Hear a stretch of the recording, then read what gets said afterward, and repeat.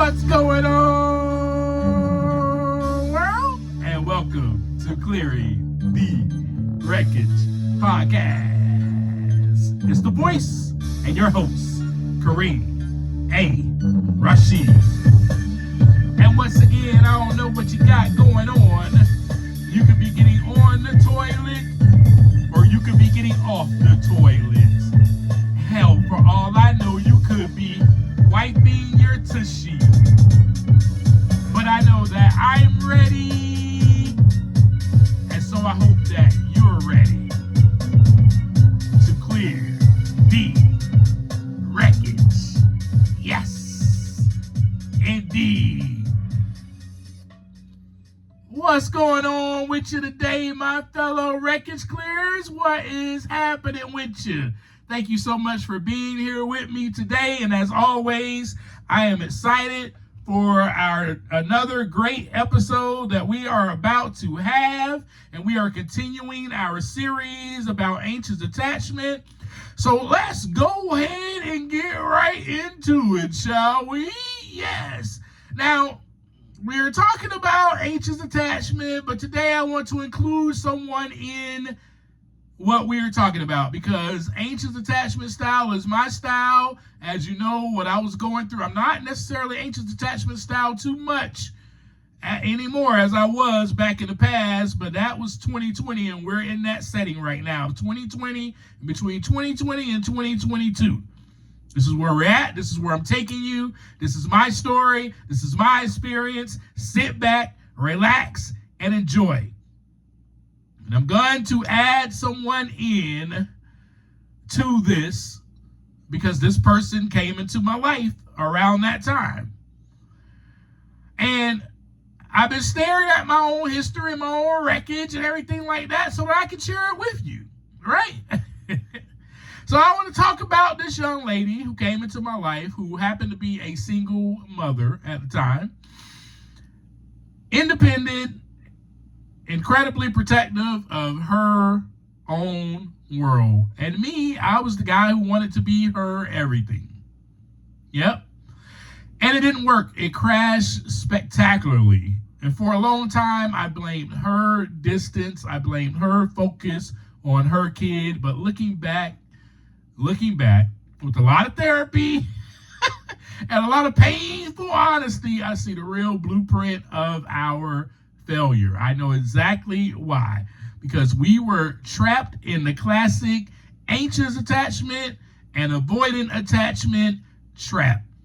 Remember, I talked about the dance that takes place, like the cat and mouse dance. So let's talk about it. And let's talk about my side first. As you know, I have anxious attachment style. If you have this, then your biggest fear will be abandonment. You're just afraid that someone is going to leave you. And so when I love with the white knuckle grip, right? So early on, with this young lady, things were good. Things were great. It felt like an addiction. And it probably felt the same way to her because the chemistry between an anxious attached person and an avoidant attached person at the beginning is just like that. But anyway, with that being said, the moment she pulled back even a little bit, my nervous system went into full panic mode.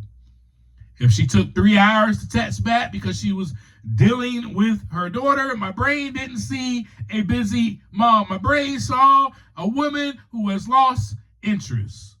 My anxiety told me, fix it, cling tighter, prove your worth. I would flood her phone with messages, ask for reassurance, and try to force some type of closeness. I thought I was just fighting for the relationship.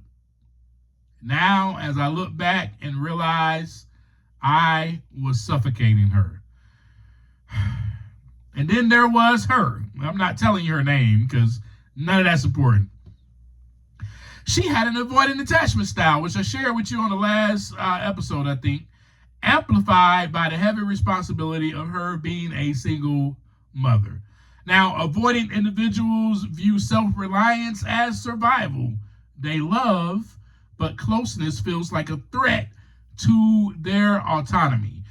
So when my anxiety flared up and I demanded more of her time and emotional bandwidth, she did what avoidants do best, and that is retreat. She deactivated her walls, went up to protect her peace and her child. And to her, my need for reassurance felt like an unbearable weight. Another person demanding a piece of her when she was already running on empty. And the tragic part of the anxious avoidant dance is that our coping mechanisms triggered each other's deepest wounds. My clinging made her run. Her running made me cling. We were a hamster wheel of emotional exhaustion. And it's taken me some time to get the perspective that I have today, to get the understanding that I have today. For months after that breakup, I was angry. I felt rejected. I felt like she didn't try hard enough. I'm just telling you the truth. This is a really vulnerable and really honest conversation I'm having with you. And that's just what this conversation is going to be. But the truth is that I had to face during and after that relationship with her is that she was not trying to hurt me. She was just trying to survive. And so here's the interesting thing about all of this. After that relationship, I was hurt so much. I didn't understand. I needed clarity. I didn't get it. And, I talked to one of her friends. I didn't really necessarily talk about her or anything like that. I talked about me and how I was feeling. And you know what? I talked to one of her mentors. And her mentor said simply to me, she did love you. She loved you in the best way that she could, the best way that she knew how. And I never really understood that because, I see love in a completely different way. But the avoidant person sees love in a different way as well. So during the relationship, I learned just how deeply rooted my insecurities were, right? I realized I was using her as a mirror to prove that I was worthy of love. If she was happy with me, I was okay. Oh man, I remember it so clearly. If she needed space, I was worthless.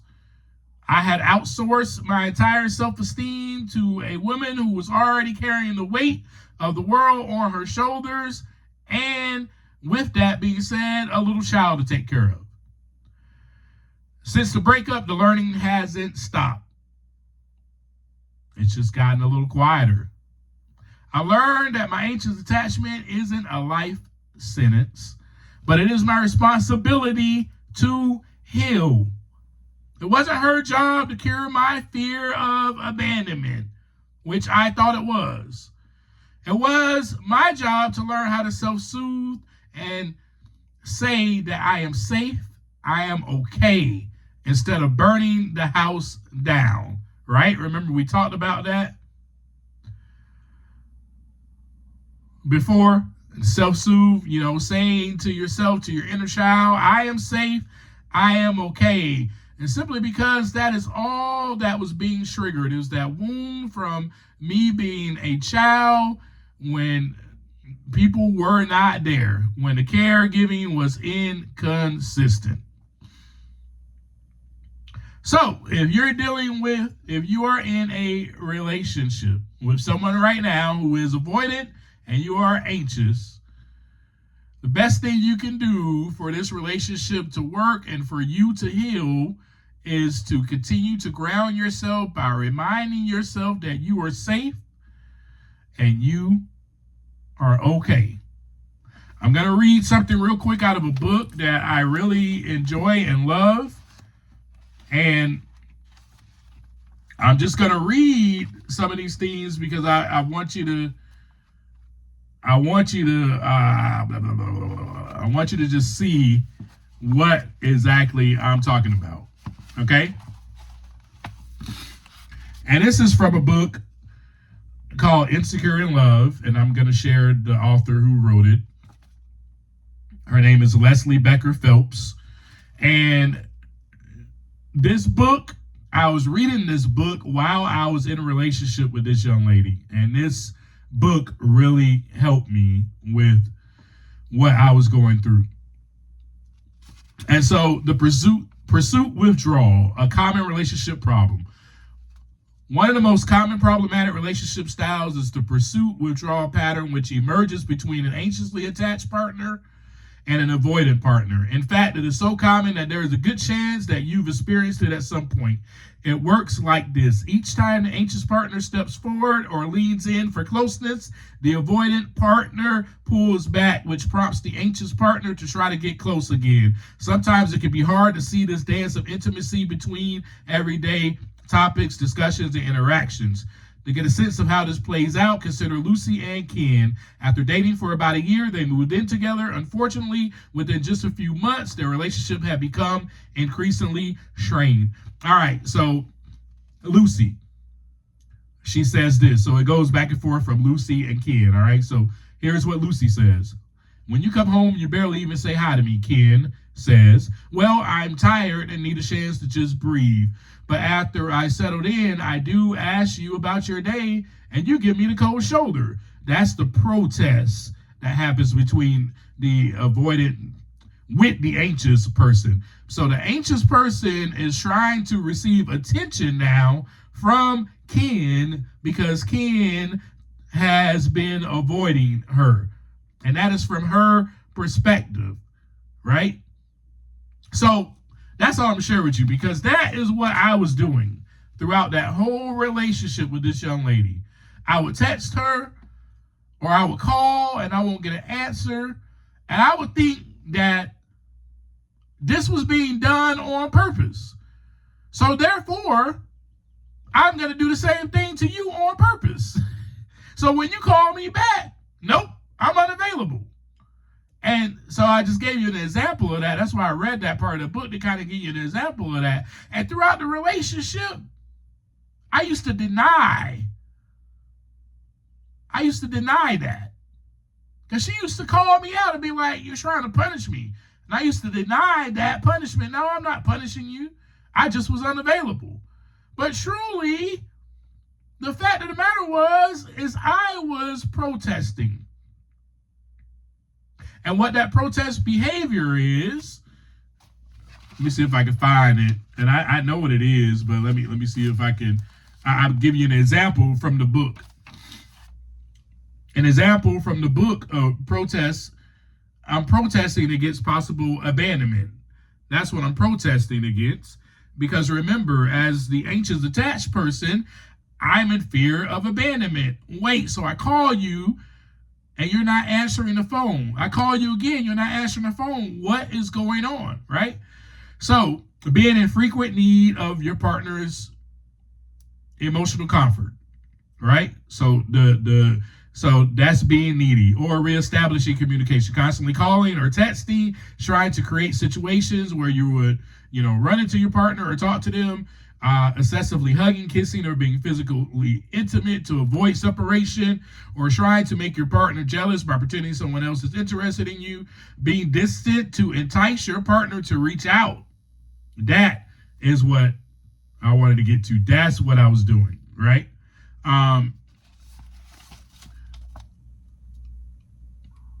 And so that's it. So, I don't really have much to share with you. I just wanted to kind of, because we're in the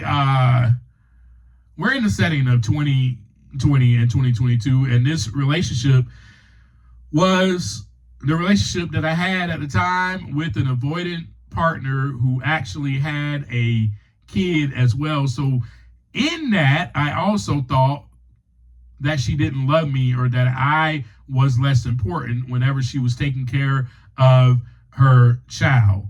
Whenever she couldn't get together with me, or couldn't answer the phone, or couldn't talk to me, I felt less important, and I expressed that, which then made her feel suffocated. So you see the dance? That's the dance that is being done between the anxious attached person and the avoidant style person. That's all that I have for you today. And until next time, we'll talk a little bit more about, we're going to get into secure attachment style. We're going to talk about that. because that is the place that we all, if we're not there already, that's the place that we all want to get to. I really didn't have much for you today. I just wanted to get a little vulnerable with you. I hope this was a good conversation episode to kind of give you a little bit more clarity on my anxious attachment style and what anxious attachment style is. I love you guys. I will see you next week, okay? And as I always leave you, take some time to look inside so that the wreckage can begin to clear. Peace.